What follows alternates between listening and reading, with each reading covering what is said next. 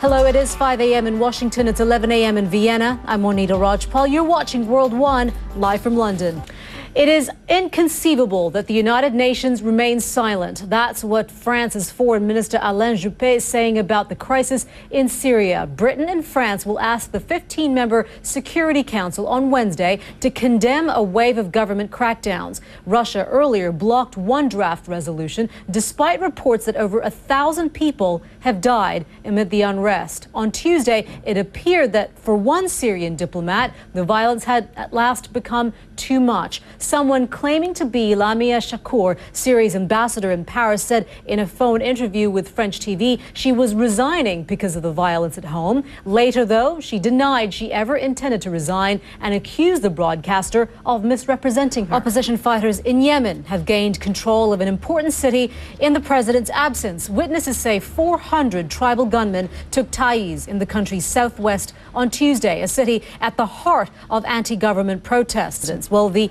unrest in parts of the Middle East and North Africa is putting a strain on global oil supplies and pushing crude prices higher. Members of the oil cartel OPEC are meeting in Vienna as we speak to decide whether to pump more oil into the market. This light sweet crude right now stands at $98.31 a barrel, down a little from Monday's close, but $14 higher than it was before the events of the Arab Spring. Well, in countries that import a lot of oil, naturally people would welcome any moves to bring prices down. But is that what they'll get? CNN's Jun08 joins us now from OPEC headquarters in Vienna with details. And John, we understand that some market expectations, traders are expecting that some 1 to 1.5 million barrels would be increase. There'd be an increase of output there of 1 to 1.5 million barrels. But what we understand from what we're sensing, OPEC is quite reluctant for any sort of increase in output because they're saying they're already at a higher output than normal.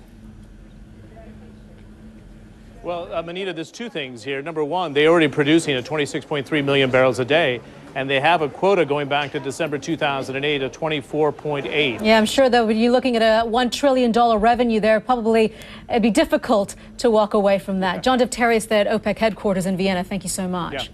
You're watching World One, live from London, as NATO meets to discuss its campaign in Libya. A former NATO commander talks to us about the challenges ahead. We'll be right back. It's been 10 weeks since NATO began its military campaign in Libya, and members of the alliance are meeting to discuss the road ahead. Government says NATO's military campaign is, quote, failing miserably, but NATO insists it is making significant progress. Chris Parry was both the Rear Admiral in the British Navy and a NATO commander. He joins us now here in the studio. Sir, thank you very much for being with us. Adding to what NATO is saying, the U.S. President Barack Obama has said that NATO is making inexorable advances in their campaign in Libya. What do you say to that?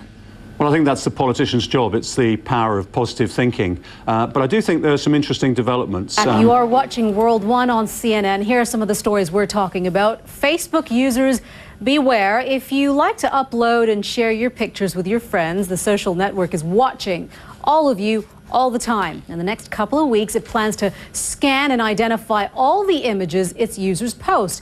You can't remember the name of somebody in one of your photos? Don't worry, Facebook will. Thanks to a facial recognition feature, all 500 million users will be included in the database.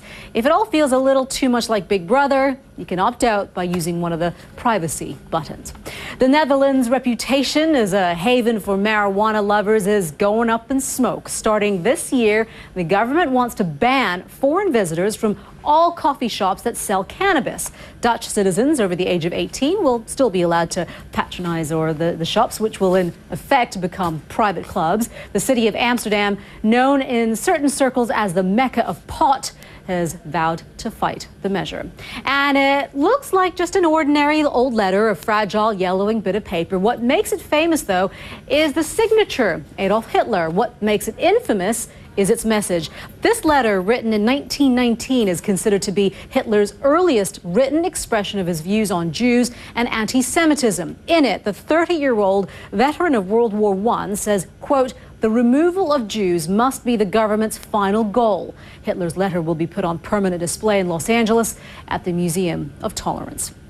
Japan's Prime Minister Naoto Kan is marking 1 year in office today, but his term will soon be over. Last week, he survived a vote of no confidence after promising to step down sometime in the near future. It's an ambiguous endpoint for a position that offers little in the way of job security. Over the past 5 years, Japan has seen 6 prime ministers come and go. For a look at what's next, we're joined by Kyung La in Tokyo. And Kyung, I guess a lot of presidents around the world, a lot of leaders around the world will be marking 100 days. They'll be seeing how things are going, 1 year in presidency. But this is actually a milestone for a prime minister in Japan.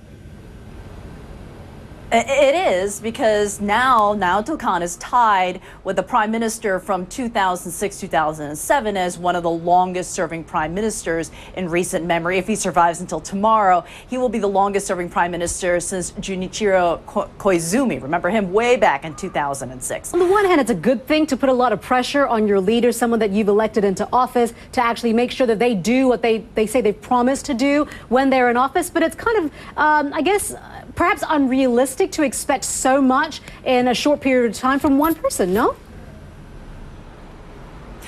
Certainly, because if you don't even have somebody in there who can put up the proper color of drapes in his office before you have to tear him down and make room for the next guy, then how can you even make room for accurate and consistent policy? The rest is continuing in Yemen. Witnesses say more than 400 gunmen took control of the city of Taiz on Tuesday, a setback for the government, which is facing armed opposition in several parts of the country. Government forces are now regrouping to try and re-enter the city. Well, Taiz in the south of the country has been the scene of repeated clashes in recent months. Let's give you a bit of a background now on what we are talking about. It's where anti-government protests really came to the world's attention back in February. The UN says at least 50 people were killed by government forces there just in the last week alone, but the violence has spread beyond Taiz. Let's go now to Sana'a. And in the capital, there have been waves of protests which have now given way to fighting. This is where the presidential compound was hit on Friday, injuring President Ali Abdullah Saleh. Then another town that we've been hearing a lot about is the city of Zanzibar, and it's in the Abiyan region. As towns like this, sources tell us at least 15 people have been killed in clashes between Islamic militants and security forces. But then we go beyond the towns in itself, and you have the border between Syria and Saudi Arabia, Yemen and Saudi Arabia. A man trying to cross into Yemen earlier on Tuesday killed 2 security forces and wounded another. That's according to the state-run Saudi press agency. Then we have the area of Aden, over here. The city of Aden, and that's where there have been violent crackdowns, where an important port, which it is an important port, overlooking some of the world's busiest sea lanes. To give you some more background in terms of the actual political situation within the country, let's go to the tribal influence, and that's what we're seeing a lot more of now. It was the attacks in Aden which prompted 2 prominent tribal groups to openly oppose the president. They were the Hashida-dominated National Solidarity Council and the Bakil tribe. Ali Abdullah Saleh is himself a member of the Hashid tribe, but Hashid fighters are suspected of carrying out the attack on the presidential palace. The spokesman for the tribal chief told CNN they have agreed to a truce with Yemen's interim leader. Then another growing problem for the international community, and of course within Yemen in itself, when you add all this into the mix, you've got Al-Qaeda in the Arabian Peninsula. The local Al-Qaeda group joined forces with the Saudi Arabian branch in 2009. The new group, as we've been saying, is calling itself Al-Qaeda in the Arabian Peninsula, or AQAP. It has claimed responsibility for planting 2 bombs on planes last year. They were intended to reach the U.S., but were detected en route. The group was also believed to be behind the underwear bomb plot, a failed attempt to bring down a Detroit-bound jetliner in December 2009. But we want to talk a little bit more about this. Dina Al-Mamoun is the expert on Yemen for human rights group Amnesty International, and she joins us now. Dina, thank you very much for being with us. With the president now in Saudi Arabia recuperating and an interim leader, the vice president, in place, there's still a lot of concern of a power vacuum in the country. We've got tribal leaders, tribal groups saying that they want some element of power, that at least trying to bring down or calm the violent protests that have taken place right now. There is a massive power vacuum, and there have been a lot of concerns when you look at look at problems like Al-Qaeda in the Arabian Peninsula. Well, yes, but however, we have seen that since at least Friday, there's been a marked reduction on violence against protesters. Welcome back. Regardless of where you stand in U.S. politics, there's no denying Congressman Anthony Weiner has made bit of a spectacle of himself after the New York Democrat admitted to sending sexually suggestive messages and pictures to 6 women and lying about it. He told reporters he would welcome and fully cooperate with the ethics probe that could. Okay, let's switch gears now and talk about the NBA Finals, Game 4, and apparently Kate Giles' German fever's taken over. That is absolutely right, Monita. Yeah, Dirk Nowitzki is a huge star in Germany. He's also a big star in America, of course. He was already had this very big reputation in the NBA, but through this particular series of the NBA Finals, he's making himself just an absolute legend. He plays for the Dallas Mavericks, of course, and his team have now squared the series with the Miami Heat at 2 games apiece, and Dirk Nowitzki has played such a big role in that. He's played through the pain of a hand injury this series, and last night, so he's not taking part in the US Open, which of course means no ranking points, which means only one thing, Monita, that he can only go